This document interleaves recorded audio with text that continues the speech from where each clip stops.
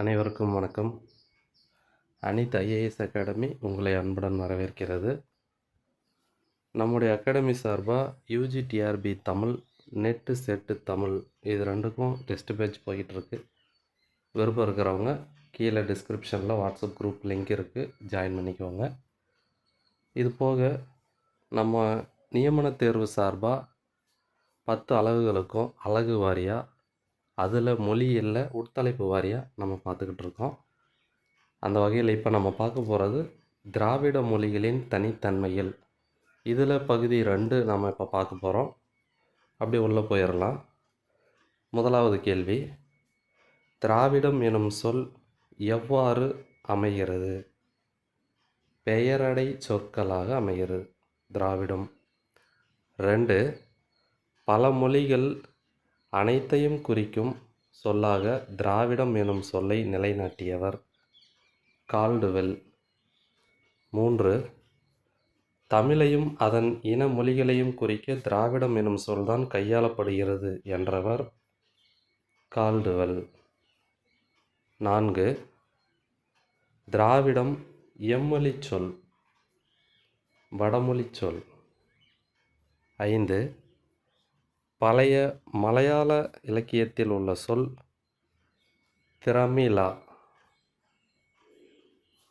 6, திராவிடம் எனும் சொல்தான் தமிழ் எனும் சொல்லின் தோற்றத்திற்கு காரணம் என்றவர் கால்டுவெல். 7, சிரமண சமண என்றாயிற்று என்றவர் கால்டுவெல். 8, ஏஜியன் மக்கள் தங்களை எவ்வாறு அழைத்து கொண்டனர்? தெர்மிலை. 9, இடைக்காலத்தில் இந்திய பிராமணர்களை பஞ்ச கவுடா என்றும் பஞ்ச திராவிடா என்றும் இரு கூறாக பிரித்தனர் என்றவர் சட்டர்ஜி. 10, தமிழ் என்ற சொல்லிலிருந்துதான் திராவிட என்ற சொல் உருவாயிற்று என்றவர் ஸ்டென்கனோ. 11, திராவிடம் என்ற வடமொழி சொல்லிலிருந்துதான் தமிழ் என்ற சொல் உருவாயிற்று என்றவர் கால்டுவெல். 12, தமிழ் என்ற சொல்லிலிருந்தே திராவிடம் என்ற சொல் உருவாகி இருக்கலாம் என்று கருதியவர் ஏஎல் பாஷம். 13, திராவிடம் என்ற சொல்லின் பொருள் திராவிட நாடு. 14, திராவிடியன் என்ற சொல்லின் மொழிபெயர்ப்பு யாது? திராவிடம். 15, தமிழ், மலையாளம், கன்னடம், துளு, குடகு, தெலுங்கு போன்ற மொழிகளை குறிக்கும் சொல்லாக திராவிடத்தை பயன்படுத்தியவர் கால்டுவெல். 16, தமிழ், மலையாளம், கன்னடம், தெலுங்கு போன்ற தென்னிந்திய மொழிகளை ஒரு காலத்தில் எவ்வாறு அழைத்தனர்? தமிழியன். 17, தமிழையும் அதன் இன மொழிகளையும் குறிக்க கால்டுவெல் கையாளும் சொல் யாது? திராவிடியன்.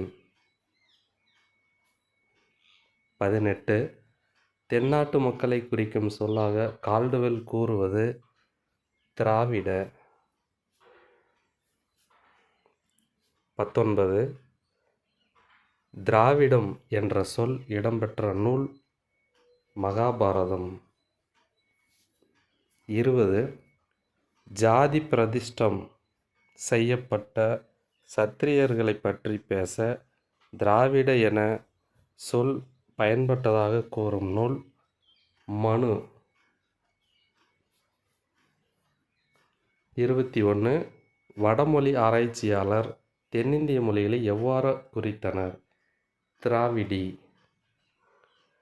22, ஆந்திர திராவிட பாஷா என குறிப்பிட்டவர் குமரிலப்பட்டர். 23, திராவிட என்ற சொல்தான் தமிழ் என்ற சொல்லின் தோற்றத்திற்கு காரணம் என்றவர் கால்டுவெல். 24.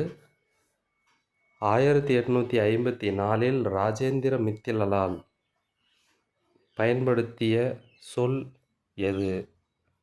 ஆந்திர திராவிட பாஷா. 25. இத்ர என்ற ஒலி மயக்கம் தமிழில் இல்லை என்றவர் கால்டுவெல். இத்ரா என்ற ஒலி மயக்கம் தமிழில் இல்லை என்றவர் கால்டுவெல். 26. வெப், ஸ்லேட்டர் போன்ற ஆசிரியர்கள் திராவிட என்ற சொல்லை எம்மொழி சொல்லாக கருதுகின்றனர். வடமொழி சொல். 27. தமிழ் என்ற சொல்லுக்கும் திராவிட என்ற சொல்லுக்கும் அடிப்படையாக வேறு சொல் உள்ளது என்றவர் சட்டர்ஜி. 28. தர்மலி என்ற சொல்லிலிருந்துதான் தமிழ், திராவிட போன்ற சொற்கள் உருவாகியிருத்தல் வேண்டும் என்றவர் சட்டர்ஜி. 29. ஏஜியன் மக்களை தெர்மிலை என அழைத்தவர் ஹெராடோட்டஸ். தெர்மிலை என்பதும் தமிழ் என்பதும் ஏதோ எதிர்பாராத விதமாக இரு மொழிகளில் காண கிடைக்கும் சொல் என்றவர் ராமச்சந்திர தீட்சிதர். 31. திரவிட, திராவிட, திரமிட என்ற 3 சொற்களில் திரவிட, திரமிட மிகவும் பழமையானது என்றவர் சட்டர்ஜி. 32.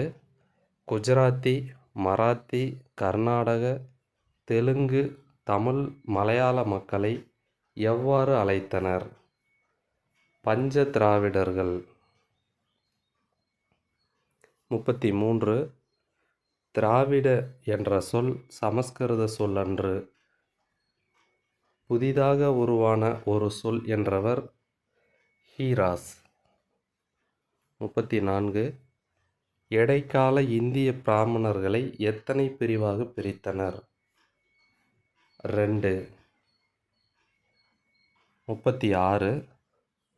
வட்டெழுத்தினை கோலெழுத்து, கண்ணெழுத்து என குறிப்பிட்டவர் இளங்கோவடிகள்.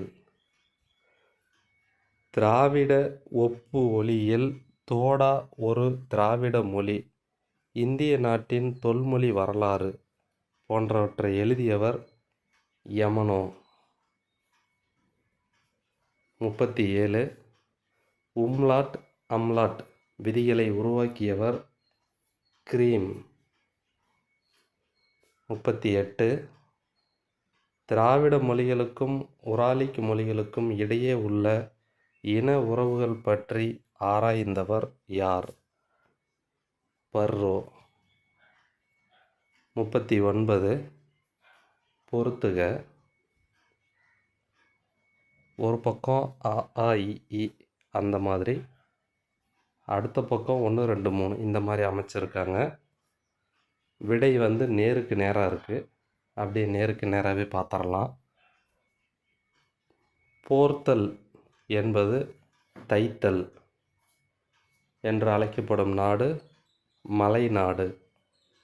பிரித்தல் என்பது தெளித்தல் என்று அழைக்கப்படும் நாடு குடநாடு. சளி பிடித்தல் என்பதை பணித்து என அழைக்கப்படுவர் அடியார்க்கு நல்லார். ஓசை என்பதை பொறியியல் என்ற பொருளில் கையாண்ட நூல் புறநானூறு. செரு என்பது வயல் என குறிப்பிட்ட நூல் கலித்தொகை. பெற்றம் என்பதை பசு என கையாண்ட நூல் திருக்குறள். விடை நேருக்கு நேராக இருக்குது.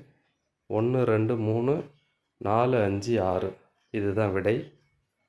40. மொழியானது மரபாலும் உடன்பாட்டாலும் தோன்றியது என நம்பியவர் அரிஸ்டாட்டில்.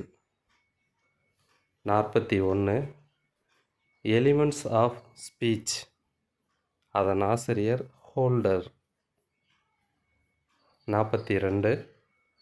தோடா மொழியில் காணப்படும் எதிரொலி சொற்கள் பற்றி ஆராய்ந்தவர் யமனோ. 43. உள்ளடக்கு நிலைமொழியோடு உலக மொழிகள் 4 என்றவர் ஹம்போல்ட். 44. பேச்சுக்கும் மொழிக்கும் இடையே உள்ள வேறுபாட்டை தெளிவாக விளக்கியவர் சசூர். 45. மாற்றிலக்கணத்திற்கு உயிரூட்டி வளர்த்தவர் சோம்ஸ்கி. 46. லாங்குவேஜ் ஒரு பக்கம், கெல்டிக் மொழி ஆராய்ச்சி, இத்தாலி மொழியின் உச்சரிப்பு, போர்ச்சுகீஸ் இலக்கணம், மொழி. இந்த பக்கம் 5 ஆப்ஷன் கொடுத்துருக்காங்க. வலது பக்கம் 6 ஆப்ஷன் கொடுத்துருக்கு. கீழே சசூர் ஒன்று கூடுதலாக கொடுத்துருக்கு. விடை பார்த்துக்கோங்க. லாங்குவேஜ் என்ற நூலின் ஆசிரியர் ப்ளூம்ஃபீல்டு. கெல்டிக் மொழி ஆராய்ச்சி செய்தவர் லூக்விட். இத்தாலி மொழியின் உச்சரிப்பு ரைஸ். போர்ச்சுகீசிய இலக்கணம் அலிவரா. மொழி என்ற நூலின் ஆசிரியர் சஃபியர். 47. மாற்றிலக்கணத்தின் தந்தை சோம்ஸ்கி. 48. விளக்க மொழியியலின் தந்தை ஃபீல்ட். 49. வரலாற்று ஒப்புமொழியியலின் தந்தை கிரீம். 50.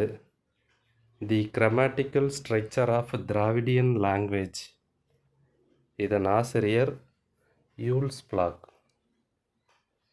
இப்படியாக திராவிட மொழியை பற்றி ஒரு 50 வினாக்கள் பகுதி 2ல் பார்த்துருக்கோம். ஏற்கனவே பகுதி 1ல் ஒரு 50 வினாக்கள் பார்த்தோம். அதோடைய தகவலும் நம்மளோட சேனலில் இருக்குது, பார்த்துக்கோங்க. இப்போ பார்த்த வினாக்கள் உங்களுக்கு பிடிஎஃபாக வேணும்னா கீழே டிஸ்கிரிப்ஷனில் லிங்க் இருக்குது, அதில் போய் டவுன்லோட் பண்ணிக்கலாம். கையோடு நம்மளோட சேனலை சப்ஸ்கிரைப் பண்ணிடுங்க. நன்றி.